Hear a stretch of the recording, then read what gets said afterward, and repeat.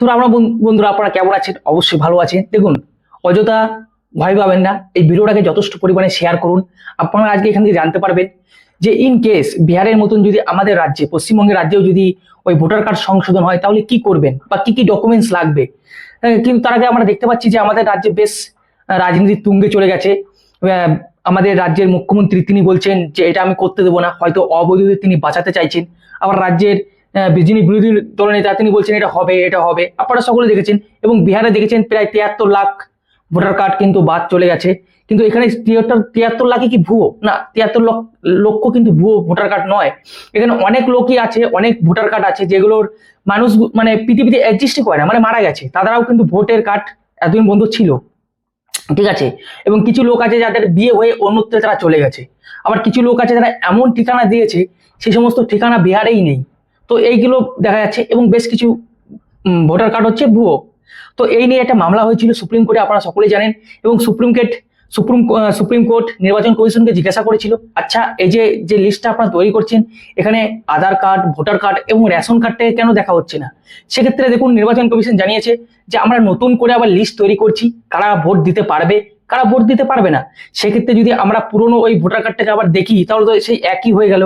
আর আধার কার্ডের কথা দেখুন, আধার কার্ড কখনোই একটি দেশের নাগরিকত্ব দেয় না, কারণ আধার কার্ড একটা পরিচয়পত্র। তো সেক্ষেত্রে আধার কার্ডটা তো লাগবে না, এটা আপনারা বুঝতেই পারছেন। এরপরে চলে যে রেশন কার্ড। দেখুন, রেশন কার্ডের তরফ থেকে জানানো হয়েছে যে আমাদের ভারতবর্ষে এত পরিমাণ ভুয়ো রেশন কার্ড তৈরি হয়, সেক্ষেত্রে রেশন কার্ডটা কিন্তু গ্রহণযোগ্য হবে না। তো এই তিনটি জিনিস কিন্তু গ্রহণযোগ্য নয়, সুপ্রিম কোর্টকে জানিয়ে দিয়েছে নির্বাচন কমিশন। এরপর আমাদের রাজ্যে ইনকেস আমাদের রাজ্যে যদি এই ভোটার যে নতুন যে সংশোধন সেটা যদি শুরু হয়, সেক্ষেত্রে কি কি লাগবে, কি কি ডকুমেন্টস লাগবে এবং কি কি বলা হয়েছে, কিন্তু সেটা কেউ বলছে না। সেটা নিয়ে শুধু রাজনীতি করছে। রাজনীতি মানে এতটাই রাজনীতি হচ্ছে, নোংরা রাজনীতি। এই রাজনীতি করতে করতে আমাদের পশ্চিমবঙ্গের যারা সাধারণ নাগরিক, যারা ভারতবর্ষের সাধারণ নাগরিক, তারা কিন্তু বিভ্রান্ত হচ্ছে, তারা মুশকিলে পড়ছে। আমরা সেটা সহজে দেখতেই পাচ্ছি। তো এই ভিডিওটা আজকে হচ্ছে শিক্ষণীয় ভিডিও, আপনারা তাড়াতাড়ি শেয়ার করুন। দেখুন, আপনারা কেউ কিন্তু ফর্মটা দেখেননি, এখন আমার স্ক্রিনে আপনারা ফর্মটা দেখতে পাচ্ছেন। সেখানে লেখা রয়েছে দেখুন, এনুমেশন ফর্ম। এটা কিন্তু বিহারের, এই ফর্মটা বিলি করা হয়েছে বিহারে, যাদেরকে দেওয়া হয়েছে। সেই ফর্মটাই আমি আপনাদের সামনে রাখছি। এখানে লেখা রয়েছে দেখুন, এনুমেশন ফর্ম। এখানে কি কি লেখা রয়েছে? ওল্ড ফটো, দেখুন এই পাশে রয়েছে ওল্ড ফটো। তারপর রয়েছে পাস্ট কারেন্ট ফটো, একটি পুরনো ছবি এবং একটি নতুন ছবি। তারপর রয়েছে ডেট অফ বার্থ, আপনার ডেট অফ বার্থ দেবেন। আধার নাম্বার, যদি আধার কার্ড দেখুন ম্যান্ডেটরি নয়, থাকলে দেবেন, ইচ্ছা হলে দেবেন, নাহলে দেবেন না, কিন্তু মোবাইল নাম্বার ম্যান্ডেটরি।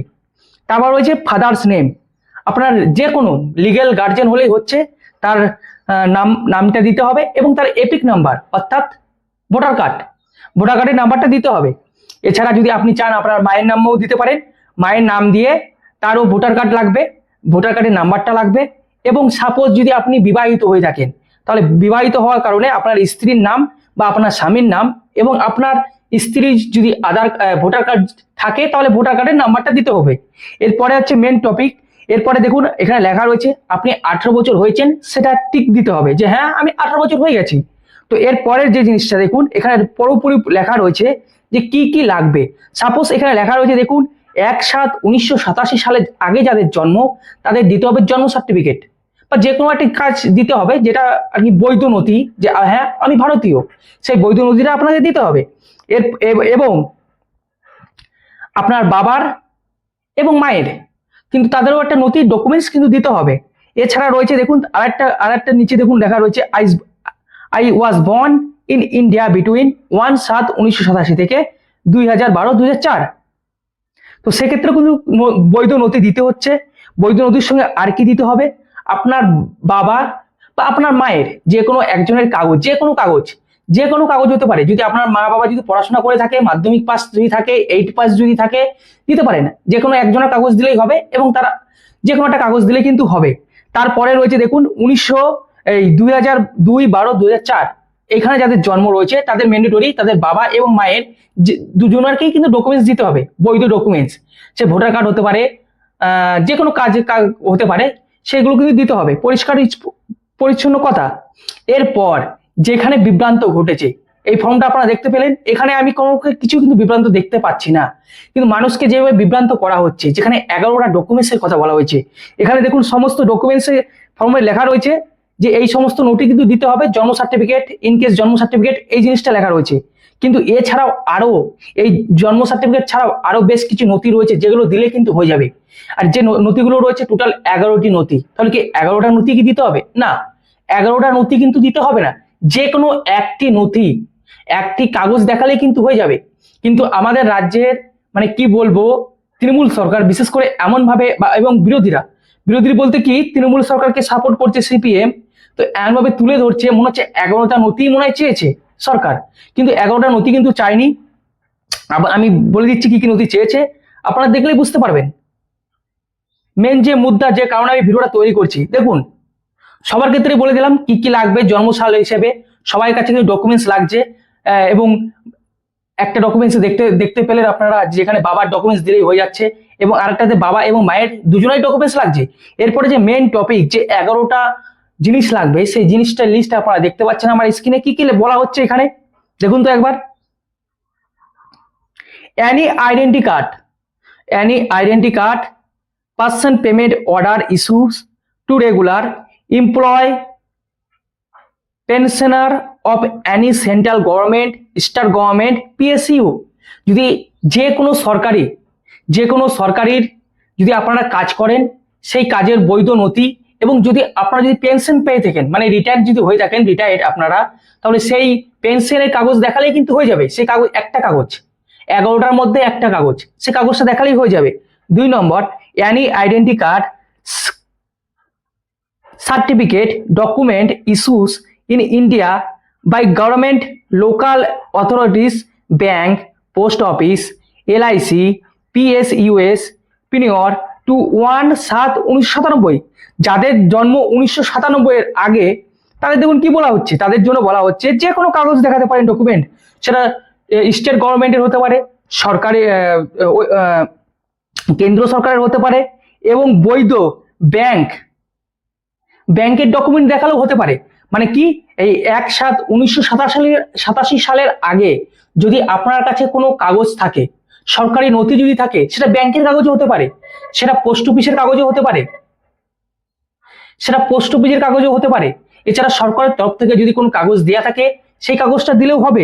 এখানে পুরোপুরি লেখা রয়েছে এলআইসিরও যদি কাগজ থাকে সেটাও হবে 1987 সালের আগে। যদি কোনো কাগজপত্র থাকে, সেই জিনিসটা দিলেও কিন্তু হয়ে যাবে যাদের 1987 সালের আগে জন্ম। ভাবুন জিনিসটা। এরপর হচ্ছে দেখুন 3 নম্বরে আসছি, birth certificate issues by the complete authority, যদি বার্থ সার্টিফিকেট থাকে, সে বার্থ সার্টিফিকেট দিলেই হয়ে যাবে।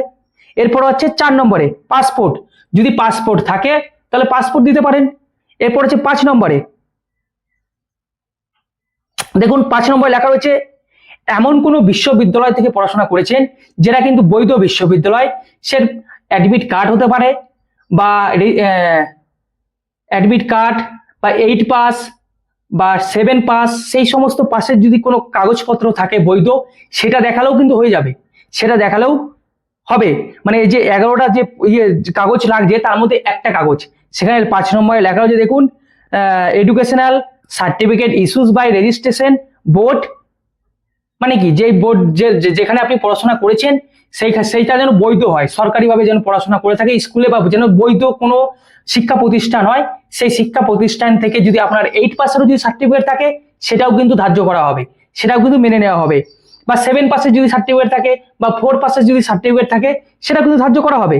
এবার 6 নম্বরে দেখুন, permanent resident certificate issues by competent state authority, মানে কি পার্মানেন্ট, মানে আপনি যে পশ্চিমবঙ্গে, ধরুন পশ্চিমবঙ্গের রাজ্যের জন্য হচ্ছে, আপনি যে পশ্চিমবঙ্গের নাগরিক, স্থায়ী নাগরিক, তার জন্য সরকার যদি, মানে রাজ্য সরকার যদি আপনাকে কোনো কাগজপত্র দিয়ে থাকে, তো সেটা দেখালেই হয়ে যাবে যে হ্যাঁ ইনি কিন্তু পশ্চিমবঙ্গের একজন নাগরিক, সেই কাগজটা দেখালেই কিন্তু হয়ে যাবে। তাহলে আমার কথা হচ্ছে, এই পশ্চিমবঙ্গ সরকার কি এনাদের কি কাগজও দেয়নি যে ইনি পশ্চিমবঙ্গের নাগরিক? এটা প্রশ্ন তুলবেন, আমি রাজনীতির কথা বলছি না, আপনি জাস্ট কি কি লাগবে তার মধ্যে যে কোনো একটি ডকুমেন্টস দেখালেই হয়ে যাবে। এরপরে হচ্ছে ফরেস্ট রাইট সার্টিফিকেট, দেখুন আমাদের ভারতবর্ষে একটি আইন আছে, এই ফরেস্টের যে সমস্ত সার্টিফিকেট থাকে ডকুমেন্টস, সেই ডকুমেন্টসের মধ্যে একটি ডকুমেন্টস দেখালেই কিন্তু হয়ে যাচ্ছে। এরপরে হচ্ছে দেখুন OBC, SC, ST and any caste certificate issues by the competent authority, মানে কি যাদের ওবিসি সার্টিফিকেট আছে, এসসি সার্টিফিকেট আছে এবং এসটি সার্টিফিকেট আছে, যে কোনো কাস্টের যে কোনো সার্টিফিকেট আছে, সেই একটি সার্টিফিকেট দেখালেই কিন্তু আপনি বৈধ, আপনি বৈধ। ঠিক আছে, তো এটাকে নিয়ে বেশি ভাবার চিন্তা নেই। ওবিসি, এসসি, এসটি যে কোনো একটি সার্টিফিকেট থাকলেই আপনি বৈধ, সেটা আপনি দেখাতে পারেন। এছাড়া এর মধ্যে এর বাইরে যে সমস্ত কাস্টে রয়েছে সার্টিফিকেট, সেই সমস্ত কাস্টের সার্টিফিকেট দেখালেও আপনারা কিন্তু বৈধ। এরপর আর একটা রয়েছে ন্যাশনাল রেজিস্ট্রেশন অফ সিটিজেন্স। যদি আপনারা ওই এনআরসির কোনো কাগজপত্র যদি থাকে, আপনাদের ন্যাশনাল সিটিজেন এনআরসি যদি কাগজপত্র থাকে, সেই কাগজপত্র দেখাতে পারেন। সেই কাগজপত্র দেখালেও কিন্তু আপনারা ঠিক আছে, বৈধ। এরপরে হচ্ছে ফ্যামিলি রেজিস্ট্রেশন পার্সেন্ট বা স্টেট লোকাল অথরিটিস, বা কোনো যদি সরকারি সংস্থা যদি বলে যে হ্যাঁ এরা হচ্ছে এই আমাদের রাজ্যের নাগরিক, এই ভারতবর্ষের নাগরিক, সেটাও হবে। সেই এটা সই করে দেবে, একটা সার্টিফিকেট দিয়ে দেবে, সেই সার্টিফিকেটটা দেখালেও আপনি বৈধ, সেই সার্টিফিকেটটা দেখালেও আপনি বৈধ। এরপর রয়েছে any land house certificate by government, মানে আপনি যে জমিতে থাকছেন, জায়গায় থাকছেন, সে কাগজপত্র দেখালেও হয়ে যাবে। মানে জমি জায়গার দলিল, যাকে বলা হয় বুদা বাংলায়, দলিল দেখালেও আপনারা কিন্তু মানে হয়ে যাবে, মানে কাজটা আপনার হয়ে যাবে। আপনি সেই ফর্মটা কিন্তু ফিল আপ করতে পারবেন। দেখুন এখানে যে 11টা লিস্টের কথা বলা হয়েছে, 11টা যে জিনিস চাওয়া হয়েছে, সেখানে আমি কোথাও দেখলাম না যে সবকটাই চাওয়া হয়েছে। দেখুন 11টার মধ্যে যে কোনো একটি যদি আপনার কাছে থাকে, আপনি কিন্তু সেটা দেখাতে পারেন। সেটা দেখালেই কিন্তু আপনার এই ফর্মটা ফিল আপ হয়ে যাবে এবং আপনি ভোট দিতে পারবেন, আপনি ভোট দিতে পারবেন। এবার আমার কথা হচ্ছে এই 11টা জিনিস, এই 11টার মধ্যে যদি একটাও জিনিস কারোর কাছে নেই, সে কি আসলে ভারতীয়? সে কি আসলে ভারতীয়? এখানে তো বলা রয়েছে ওয়েস্ট বেঙ্গলে, যদি আমাদের পশ্চিমবঙ্গের রাজ্যে যদি বসবাস করে, সরকার যদি বলে যে হ্যাঁ ইনি আমাদের পশ্চিমবঙ্গের বাসিন্দা, সেই একটা নথি যদি তিনি কাগজে লিখে দেন বা একটা সার্টিফিকেট যদি দেন, তাহলে তো হয়ে যাবে। সেটা দিতেও কি সাহস পাচ্ছে না? আপনারাই বুঝে নেবেন, আমি আর কি বলবো, আমি ডিটেলসে বলে দিলাম, অযথা ভীত হবেন না। এই 11টার নথির মধ্যে যে কোনো একটি নথি যদি আপনি দেন, তাহলে আপনি ভোট দিতে পারবেন। আর এই 11টা নথির মধ্যে যদি একটা নথি যদি আপনার না থাকে, তাহলে আপনি আপনি কি বলবো, আপনারাই ভেবে দেখবেন যে তারা কি আদৌ ভারতীয় কিনা। একটু সন্দেহ তো থাকে, কারণ এই 11টা নথির মধ্যে একটা নথি তো ভাই থাকবে, একটা না একটা নথি তো থাকবেই আমার যেটুকু মনে হয়। তো এই ছিল ভিডিও, অযথা ভীত হবেন না, আপনারা এই ভিডিওটাকে শেয়ার করুন। আর আমার দেখুন জানার সীমিত, খুবই ছোট, আমি ইংলিশে লেখা রয়েছে, আমি বাংলায় ট্রান্সলেট করে বললাম।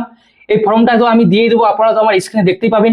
আর ভিডিওটাকে শেয়ার করুন, যে যেভাবে সাধারণ মানুষ বিভ্রান্ত হচ্ছে, সাধারণ মানুষ এই যে যত পলিটিক্স হচ্ছে না, এতে তো সাধারণ মানুষের বা সাধারণ নাগরিকরা ভাই বিচলিত হবে। তো অযথা বিচলিত হবেন না, আমার এই ভিডিওটাকে শেয়ার করুন, প্রচুর প্রচুর পরিমাণে শেয়ার করুন, সবার কাছে পৌঁছে দিন, যাতে সাধারণ মানুষ অন্ততপক্ষে একটু শান্তিতে বুঝতে পারে যে এই যে ফর্ম, এই ফর্মে অ্যাকচুয়ালি কি বলা হয়েছে। তো রাখছি, ভালো থাকুন, সুস্থ থাকুন, রাম রাম, ভারত মাতা কি জয়।